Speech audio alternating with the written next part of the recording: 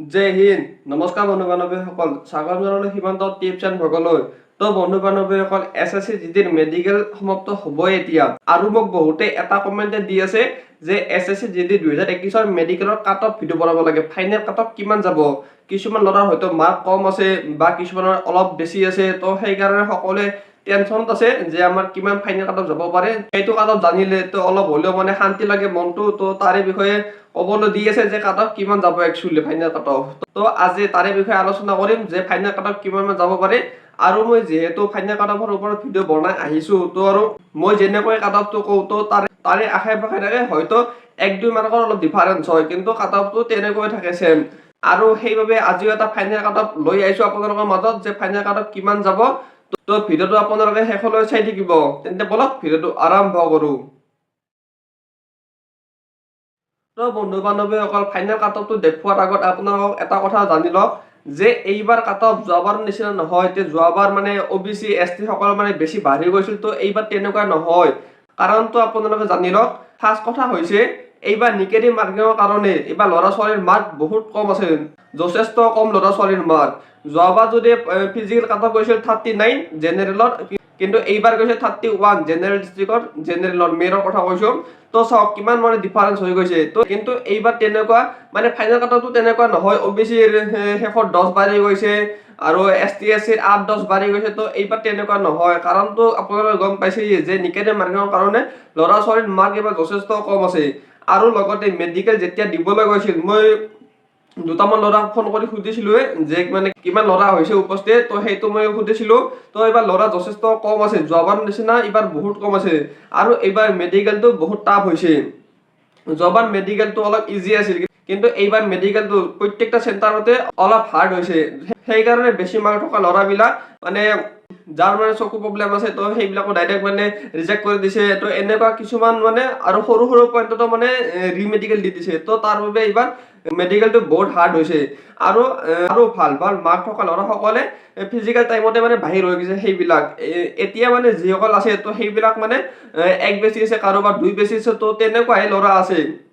কিন্তু বেছি মাৰ্ক থকা ল'ৰা এতিয়া নাই সেইবিলাক চবতো বাহিৰে হৈ গৈছে আৰু মেডিকেল দিবলৈ বহুতে যোৱা নাই মই মানে যিসকল কামাণ্ডত বা পুলিচত চাকৰি পালে মই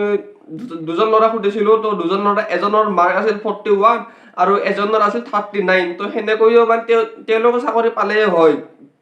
39ত চাকৰি পালে হয় জেনেৰেলে মেনৰ কথা কৈছো মই তো জেনেৰেল ডিস্ট্ৰিক্টত আছিল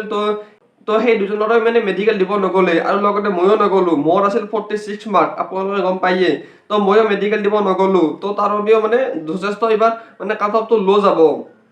যিসকলৰ মানে মাৰ্ক 1-2 বেছি আছে তো তেওঁলোকে মানে এটা আশা কৰি থাকক যে চাকৰিটো হয় এইবাৰ আৰু মই ফাইনেল কাট অফটো দেখুৱাৰ আগত আপোনালোকক এইখিনি কথা ক'লো যাতে আপোনালোকে ভালদৰে বুজি পায়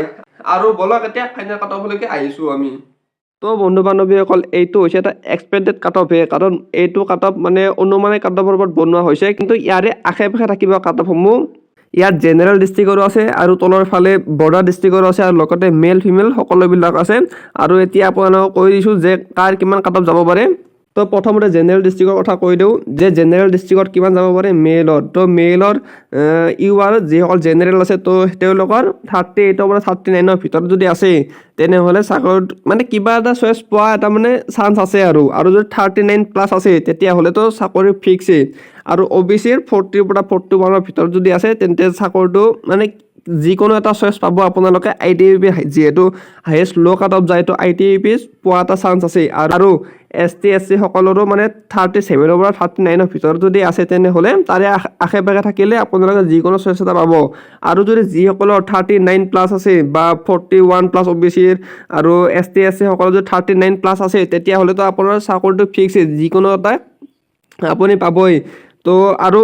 EWS সকল তো EWS যিসকলে দিছে তো যিসকলৰ EWS খন একচেপ্ট কৰিছে তো তেওঁলোকৰ 25ৰ পৰা 26ৰ ভিতৰত থাকিব কাট অফটো ফাইনেল কাট অফ এইবাৰ EWS টো যথেষ্ট লৰাই মানে কম দিছে বহুতে দিয়া নাই EWS টো বা হয়তো কিছুমানে গমো পোৱা নাছিল তো সেইকাৰণে EWS খন যোনে দিছে তেওঁলোকে ফাৰ্ষ্ট চইচে পাব যদি আপোনালোকৰ নম্বৰ অকমান বেছি আছে আৰু যদি 25ৰ পৰা 26ৰ ভিতৰত আছে তেতিয়াহ'লে যিকোনো এটা চাকৰি পাবই আপোনালোকে আৰু ফিমেলৰ কথা কৈ দিছোঁ আৰু ফিমেলতো যদি ইউআৰ যিসকল আছে তো 34ৰ পৰা 36ৰ ভিতৰত যিসকলৰ আছে তো সেইসকলে কিবা এটা চইচ পাব আৰু যদি 36+ আছে তেতিয়াহ'লেতো চাকৰি ফিক্সে আপোনালোকৰ আৰু OBC সকলৰ 33 পৰা 35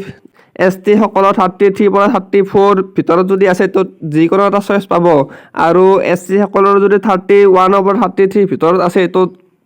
তেতিয়া আপোনালোকে যিকোনো এটা চইচ পাব আৰু EWS যিসকল আছে তো তেওঁলোকৰ 25 পৰা 26 তো ইয়াত কৰি যদি নম্বৰ আপোনালোকৰ বেছি আছে তো তেতিয়াহ'লেতো চাকৰি এটা পাবই আৰু যদি ইয়াৰ আশে পাশে আছে তো তেতিয়া আপোনালোকে যিকোনো চইচ এটা পাব আৰু তলৰ ফালে আছে আৰু বৰ্ডাৰ ডিষ্ট্ৰিক্টৰ কথা কৈ দিওঁ এবাৰ যে বৰ্ডাৰ ডিষ্ট্ৰিক্ট কিমান যাব মেইলৰ তো বৰ্ডাৰ ডিষ্ট্ৰিক্ট মেইলৰ যিসকল ইউআৰ আছে তো তেওঁলোকৰ 34ৰ পৰা 36 আৰু OBC সকলো যদি 33 পৰা 35ৰ ভিতৰত থাকে তো যিকোনো চইচ এটা পাব আপোনালোকে আৰু ST সকলো যদি 33 পৰা 34 আৰু SC সকলো যদি 31 পৰা 33 আশে পাশে আছে তো তেতিয়া আপোনালোকে যিকোনো চইচ এটা পাব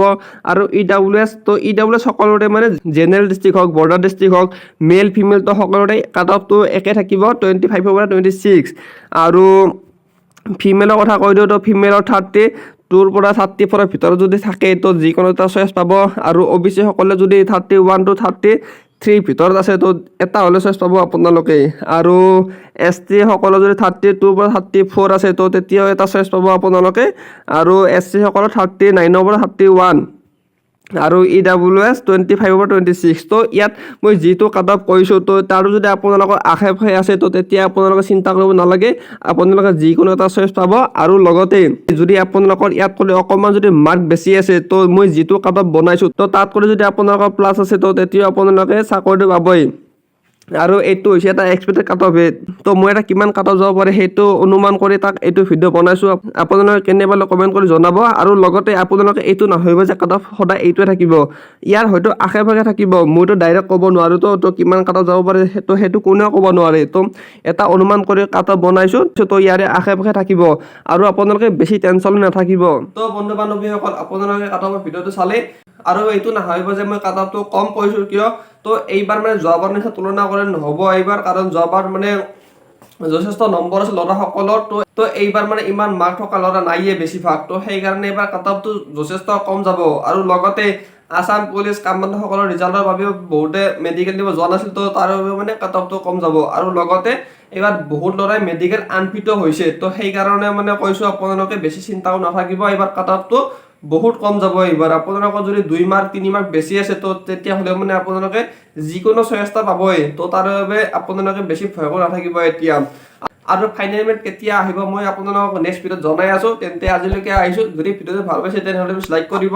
শ্বেয়াৰ কৰিব আৰু লগতে কমেণ্ট কৰি জনাব কেনে পালে ভিডিঅ'টো আৰু যদি নতুনকৈ আহিছে তেনেহ'লে ছাবস্ক্ৰাইব কৰিব তেন্তে আজিলৈ আহিছোঁ ভিডিঅ' চাবলৈ ধন্যবাদ জয় হিন্দ বন্দে মাতৰম